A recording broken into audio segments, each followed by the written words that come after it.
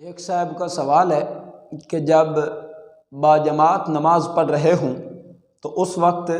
کیا امام کے پیچھے قرات کرنا ضروری ہے؟ تو جواباً گزارے یہ ہے کہ اس وقت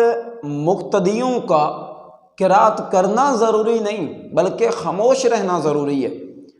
چاہے امام بلند آواز سے قرات کرے یا آہستہ آواز میں، یعنی بلند آواز میں فجر، مغرب اور عشاء کی نماز میں قرات کی جاتی ہے اور آہستہ آواز میں ظہر اور عصر میں قرات کی جاتی ہے۔ تو بہرحال دونوں صورتوں میں مقتدیوں پر واجب ہے کہ وہ خاموش رہیں، ثنا پڑھیں، ثنا کے بعد قرات سنیں، خاموش رہیں، اور جب امام جو ہے نا رکوع میں جائے تو مقتدی بھی اللہ اکبر کہتے ہوئے رکوع میں جائیں، تسبیحات پڑھیں۔ پھر جب امام سمع اللہ لمن حمدہ یہ کہے تو مقتدی ربنا لک الحمد یا اللہم ربنا ولک الحمد کہتے ہوئے کھڑے ہوں، اور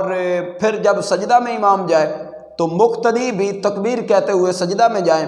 اور جا کے